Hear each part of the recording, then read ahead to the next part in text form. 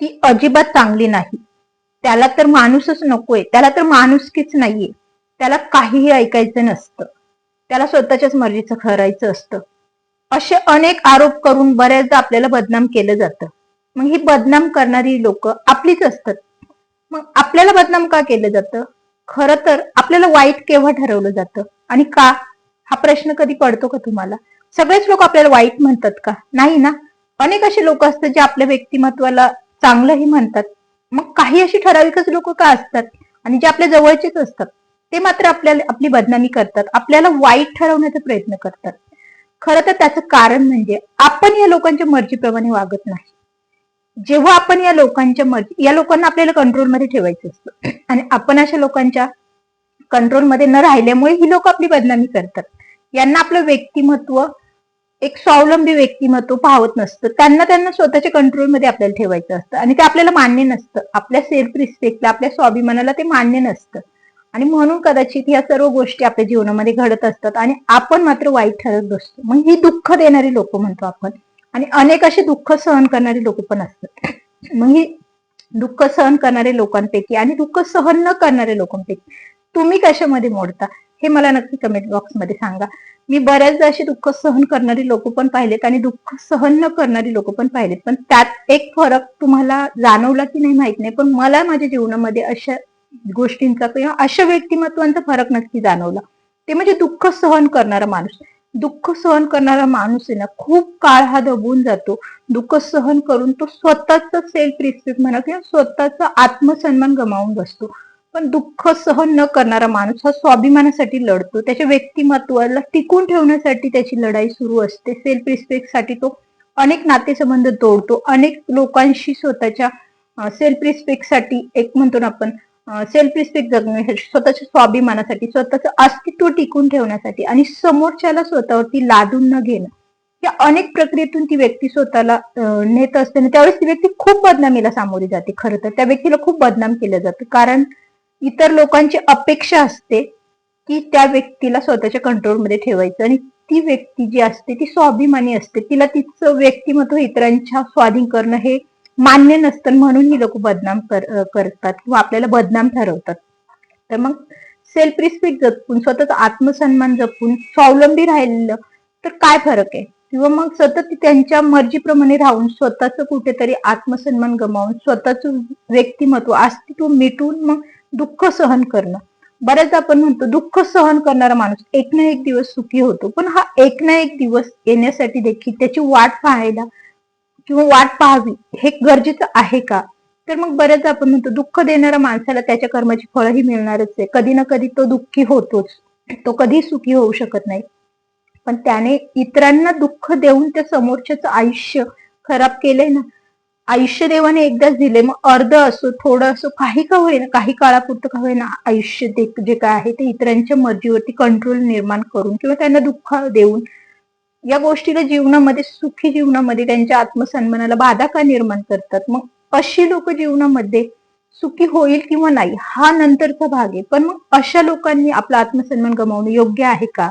किंवा मग दुःख देणाऱ्या माणसाने का होईना त्या व्यक्तींना कंट्रोलमध्ये ठेवून सतत त्यांना दुःख देणं योग्य आहे का? तर बऱ्याचदा आपण म्हणतो दुःख सहन करणारा माणूस एक ना एक दिवस सुखी होतोच आणि दुःख देणारा माणूस हा कधीही सुखी होत नाही असं आपण बऱ्याचदा म्हणतो. पण खरं रिअल लाईफ मध्ये, जीवनामध्ये जे दुःख देणारे लोक असतात त्यांच्या हातात सत्ता असते, एक कंट्रोल असतं.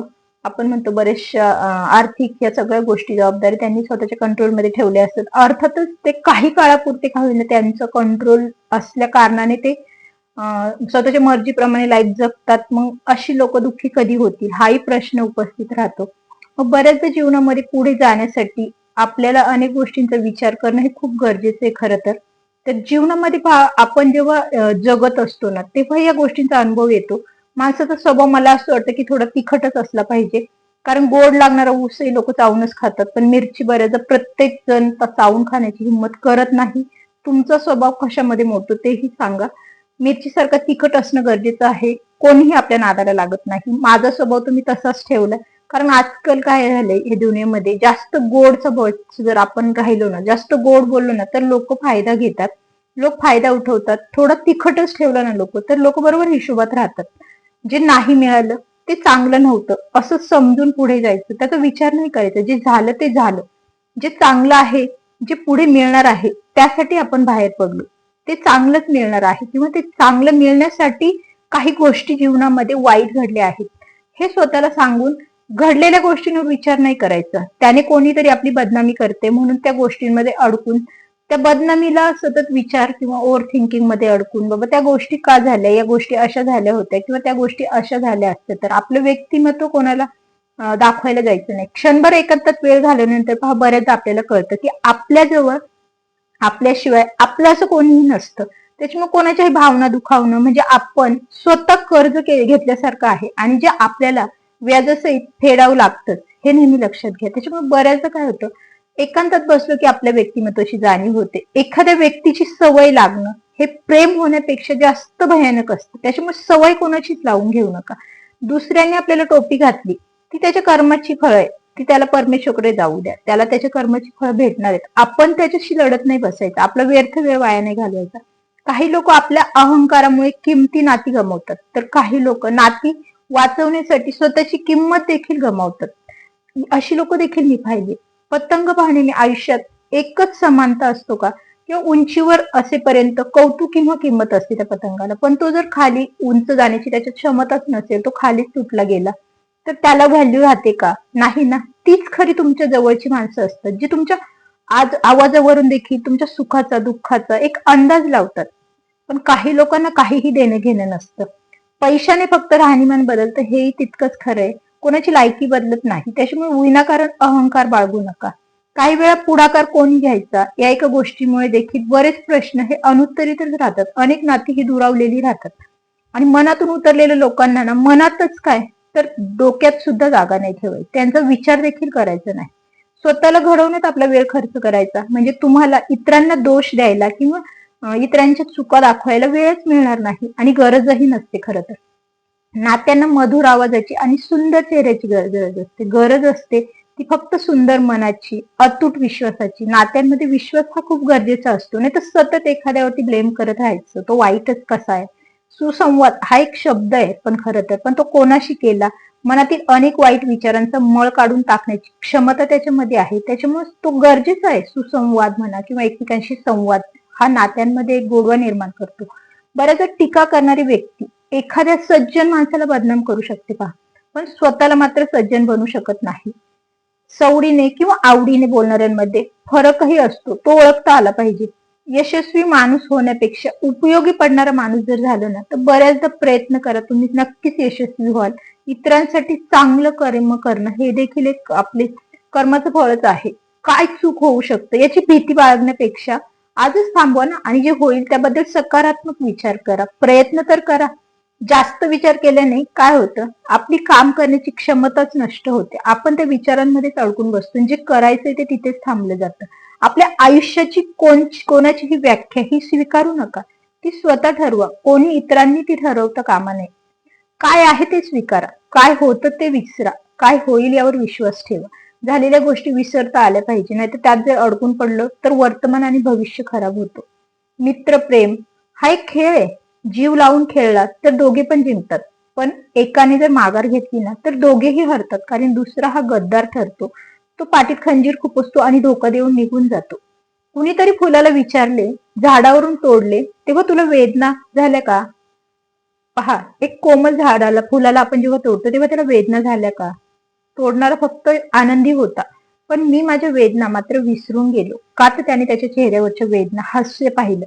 आपल्यामधील विश्वास हा पर्वतालाही हलवू शकतो, परंतु आपल्यामधील शंका ही आपल्या संपूर्ण कुटुंबाला उद्ध्वस्त करू शकते. आयुष्यात नेहमी आदर्श बनण्याचा प्रयत्न करा, पण मी एक आदर्श आहे, मी स्मार्ट आहे हे सिद्ध करण्यामध्ये जर वेळ वाया घालवला ना तर तो व्यर्थच आहे. माणसाजवळ पत हवी, ऐपत हवी, पण दुनियेला ठोकरण्याची जिगर देखील हवी. मग दुनिया काय, आपण स्वतः सारी दुनिया आपलं कौतुक करेल. कधी कधी कोणाला दुखवण्यापेक्षा ना शांत राहिलेलं बरं, ते अगदी योग्य. चेहरे ओळखता येतात किंवा येत नाही, स्वभावही ओळखता येत नाही, कारण दिसते तसे नसते ना. प्रत्येकाच्या मनात काही वेगळेच भाव असतात, मात्र माणसाची कृती ही सगळं काही दाखवून जाते. त्याच्यामुळे कर्म नेहमी चांगले ठेवा. बऱ्याचदा लोक कर्म वाईट करतात, दिसतात तसे नसतात. आयुष्यात काही शिकायचेच असेल ना तर कठीण परिस्थितीतही शांत राहिलं पाहिजे.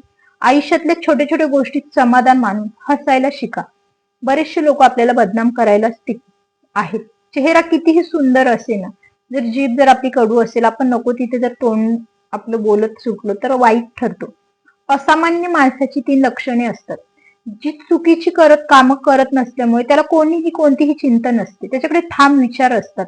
त्याच्या मनात कसलाही गोंधळ नसतो. तो एक प्रामाणिक असल्याने त्याला कशाचाही पश्चाताप किंवा कसलीही भीती वाटत नाही. विचारसरणी नेहमी आपली श्रेष्ठ ठेवा. माणसाला ठेच लागते, पण त्यानंतर त्याचं चालणं हे कायमचं सुधारतं. त्याच्यामुळे जीवनामध्ये ठेच लागणं किंवा चुका होणं हे गरजेचं आहे. चुका झाल्या म्हणून कुठेतरी तोंड लपवणं, हारणं असा त्याचा अर्थ होत नाही. माणसाला त्याने केलेला संघर्ष हा आवश्यक थकवतो, नक्कीच थकवतो, पण त्याला बाहेरून सुंदर आणि आतून मात्र मजबूत बनवतो. त्याच्यामुळे संघर्ष हा नेहमी करण्याची तयारी ठेवा. स्वच्छ मन ठेवा, कारण स्वच्छ मनाची स्तुती हा परमेश्वर करतो. माणसानं त्याच्याशी देणं घेणं नसतं. आयुष्यात आज आलेल्या परिस्थितीशी जो संघर्ष करतो त्यालाच उद्याचं सुख हे उपभोगायला मिळेल. त्याच्यामुळे संघर्ष आला म्हणजे न डगमगता त्याच्याशी धैर्याने सामोरे जा. आपल्या मुलांना वाईट सवयी लागल्या तर त्याच्या लग्नापर्यंत किंवा लग्नापेक्षा त्या अधिक घातक ठरतात. कारण दुसऱ्यांच्या मुली ह्या मूर्खांना सुधारण्यासाठीच्या दिलेल्या मशीन नसतात ना. त्याच्यामुळे मुलांना लहानपणापासूनच वळण लावा. सत्य हे पाहणाऱ्याच्या किंवा ऐकणाऱ्याच्या इच्छेचा विचार कधीच करत नाही. ते नेहमी असं जपतं किंवा तसंच पुढे जात असतं, उगवत्या सूर्यासारखं. त्याच्यामुळे त्याला कोणी हारू शकत नाही. आयुष्यात सर्व काही मिळतं, पण आपण जे शोधतो ते मात्र मिळत नाही. आयुष्य संपत जातं, शोध कार्य मात्र थांबत नाही आणि अंतिम क्षण लक्षात येतो आणि मग बाहेर शोधत होतो ते तर माझ्या जवळच होतं, म्हणजेच समाधान. खरं तर प्रत्येक परिस्थितीमध्ये समाधानाने जगता आलं पाहिजे. कोणत्याही गोष्टीची किंमत फक्त 2च वेळा कळते, जेव्हा ती मिळत नाही तेव्हा आणि जेव्हा ती हरवते तेव्हा. त्या दरम्यानच्या काळात तिची किंमत कळतच नाही खरं तर आपल्याला, आणि आपण मात्र या दोन्ही गोष्टींमागे पळत राहतो आणि त्या गोष्टी खरं तर आपल्या हातातही असतात. ज्या व्यक्तीजवळ संयम, समाधान आणि सहनशीलता असते ना, त्या व्यक्तीमध्ये कोणत्याही परिस्थितीवर मात करण्याची क्षमता असते. त्याच्यामुळे संयम बाळगा, समाधानी राहा. नाती फुलपाखरासारखी किंवा फुलपाखरा समान असतात, नाजूक असतात. हळूवार जपली तर साथ देतातही, पण सैल सोडली ना तर उडूनही जातात आणि दाबून ठेवली ना तर गुदमरतात. त्याच्यामुळे नात्यांना कसं जपायचं हे ठरवा. बऱ्याच नात्यांमध्ये अशा गोष्टी होतात की जी लोक दाबली जातात त्यांना दाबून ठेवलं जातं. बरं चाललंय आयुष्यात हे आपण कोणालाही सांगू शकत नाही, पण खरं काय चाललंय आपल्या आयुष्यात हे सांगायला मात्र जवळच्याच माणसाची गरज लागते. पण असं जवळचा माणूस भेटणं हे देखील खूप नशीब, आपण म्हणतो ना, नशीबवान लोकांचं लक्षण आहे. बऱ्याचदा जोडीदाराला देखील आपण आपलं मत हे व्यक्त करू शकत नाही. आजकाल नात्यांमध्ये इतका दुरावा आलाय की एकमेकांना साथ देणं हे खूप कठीण होऊन बसले. उगाच कडवटपणा येत नाही नात्यामध्ये किंवा स्वभावात. कुठेतरी गोड स्वभावाचा तोटा हा सहन केलेला असतो, कोणीतरी फायदा घेतलेला असतो. त्यामुळे बऱ्याचदा जीवनामध्ये तिखटपणा असणं हे खूप गरजेचं आहे. आनंद त्यांना नाही मिळत जे स्वतःच्या स्वार्थासाठी जगतात. आनंद त्यांना मिळतो जे दुसऱ्यांच्या आनंदासाठी स्वतःच्या आयुष्याचा अर्थ बदलतात. बऱ्याच आई वडील मुलं लहान असताना या गोष्टी करतात. रानावनात एकाकी पडलेलं फुल जसं कोणीही कौतुक करण्याची वाट न पाहता स्वतःच फुलतं ना, तसंच तुम्ही कोणाच्याही कौतुकाची वाट न पाहता तुमच्या प्रामाणिक प्रयत्नांवर टिकून राहा. कोणाचं वाटून राहत नाही. कौतुक करणारे तुम्हाला नक्कीच एक ना एक दिवस शोधूत येतील. मूर्खाला अक्कल देणं हे नास्तिकाला प्रसाद देण्यासारखं असतं. त्यामुळे तो प्रसाद हा फळाला येतो आणि ती अक्कल मात्र काहीही उपयोगाची नसते. हक्काचा मुक्का मिळवण्यासाठी वाटा ओळखीचा असतो, पण अनोळखी प्रवास हा आपल्यासाठी अनिवार्य असतो. त्याच्यामुळं प्रवासात आपला कोण आणि परखा कोण हा ओळखता आला पाहिजे. चिंता मेलेल्या माणसांना जाळते, तर चिंता ही जिवंत माणसांना जाळत असते. त्याच्यामुळे चिंता अजिबात करत बसू नका. शर्यतीत धावताना अर्ध्या रस्त्यात थांबणाऱ्यांना यश मिळत नाही. ऊर्जा कायम ठेवा, कामाची भूक ठेवा. कोणतीही गोष्ट अर्ध्यावर सोडू नका. यश हे एक ना एक दिवस नक्कीच मिळतं. स्वतःची चूक स्वतःला कळली ना की बरेच प्रश्न सुटतात आणि त्या चुकीमधून आपण अनेक गोष्टी पुढे शिकतो. आयुष्यात जबाबदारी आणि कर्तव्याच्या बेड्या हातात असल्या की माणूस थकला तरी चुकत नाही. त्याची गरजच नसते. स्वतःला घडवण्यात आपला वेळ खर्च करा. त्याची नक्कीच किंमत मिळते. म्हणजे तुम्हाला इतरांना दोष द्यायला हा वेळच मिळत नाही. इतरत्र काय म्हणतात याच्याकडे पण लक्ष जात नाही. तुम्ही उंच शिखरावर चढून तर चला, पण जगाने तुमच्याकडे पाहावं म्हणून नाही, तर शिखरावरून तुम्हाला जग पाहता यावं म्हणून. बऱ्याचदा लोकांना वर जाण्याचा किंवा यशस्वी होण्याचा प्रयत्न असतो, लोकांना दाखवून देण्यासाठी. चूक ही आयुष्याचं एक पान आहे, पण नाती म्हणजे आयुष्याचं पुस्तक आहे. गरज पडली तर बऱ्याचदा पान फाडून टाकता येतं, पण पानासारखी वही अख्खं पुस्तक गमावणं हे देखील बऱ्याचदा घातकी ठरतं. आपण कसे बोलावे हे शिकण्यासाठी कोणताही वर्ग किंवा क्लास नसतो ना. आपण ज्या पद्धतीने बोलतो त्यावरून आपला वर्ग, आपला क्लास किंवा आपली स्वभावाची निश्चितता ठरलेली असते, आपलं व्यक्तिमत्व ठरलेलं असतं.